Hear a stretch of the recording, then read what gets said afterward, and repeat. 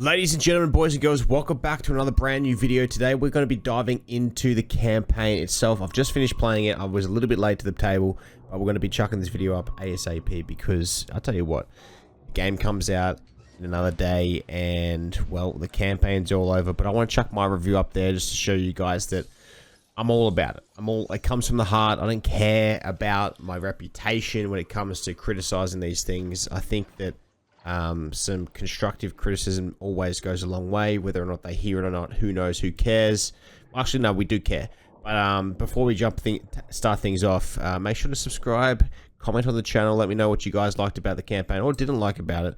Let's jump right into it. So starting off in the beginning, we find ourselves in the Gulag, where the developers are trying to set up a scene that somewhat is stealthy, which ends up being another loud skirmish. You just go in, guns blazing, shooting shit everywhere, grappling down, which is pretty cool, and whatnot. But look, there was one particular chapter that I did enjoy, which was High Rise. So that was probably the best mission, where you're, out just walking around a multi-story building, kind of stealthy, throwing knives, all that type of stuff. But they end up like catching you at like the sixth level of the apartment complex, which is a little bit frustrating. But that was probably the best enjoyment that I got from this.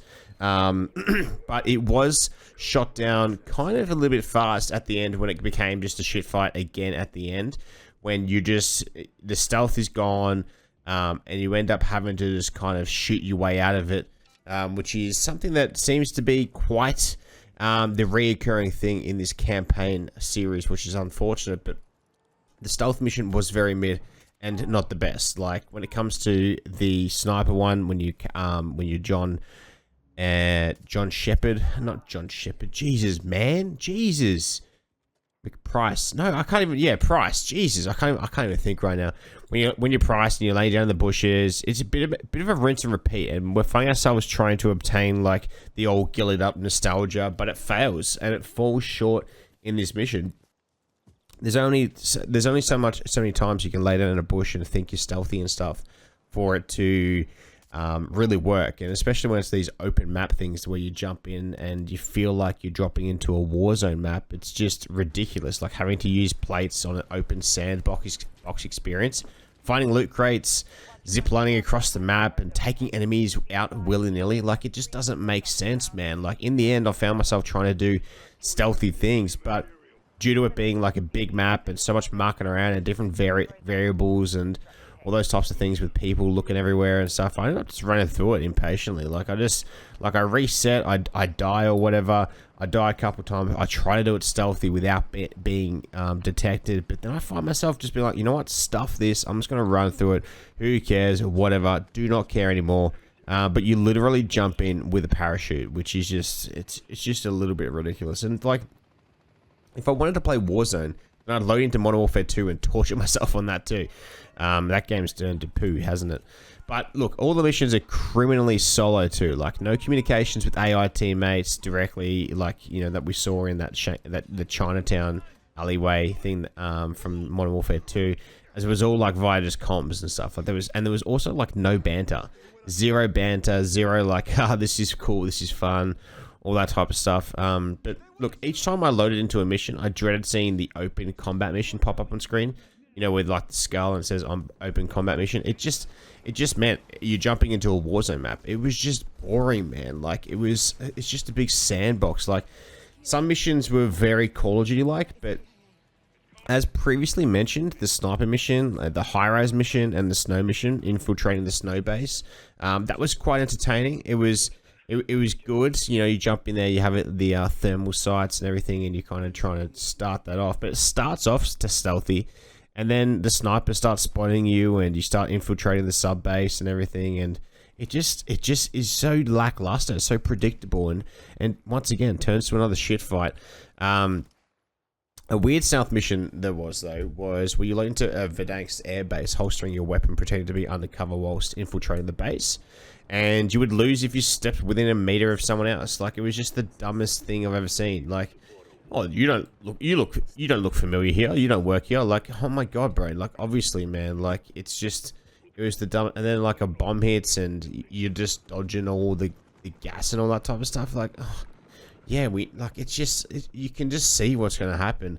I find that I carved my way through enemies like blindlessly before being met with cinematics, which are great. Like the graphics were fantastic, I must say, but apart from that, like I was literally just chopping up enemies and then just going to a cutscene and I was just like, yeah, boring. Like I feel like I don't have TikTok brain, but I feel like I was wanting to just scroll between the cutscenes because I just didn't give a shit, man. Like this game's version of No Russian was predictable as well. Like it only achieved amplifying that Makarov is a bad person, and that it's a very serious terrorism attack which plays close to some people's hearts. You know, with taking over of planes with a bomb on and all that type of stuff. It looked very freaky, very scary, that whole situation.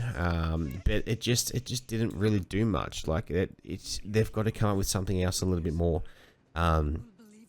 But the campaign promises, you know, plenty of excitement, yet we find ourselves underwhelmed. You know, you find yourself so little time accompanied by your squad teammates and any emotional relationship, like bonding between yourself, Price, Ghost, Gaz.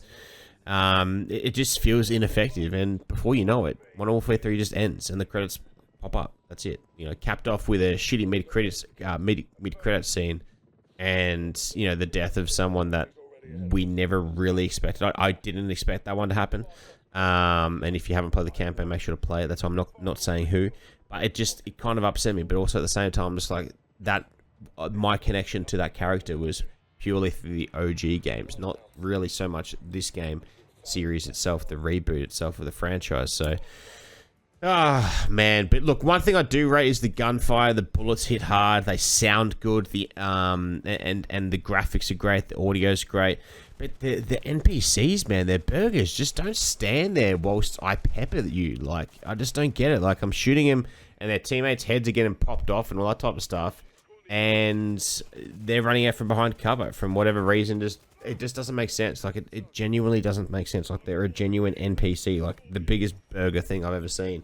And I guess that, like, at the end, like, to wrap this up, like, we're left with a story that does the bare minimum to retain your attention. What ended up being so promising to be such a big story failed quite hard.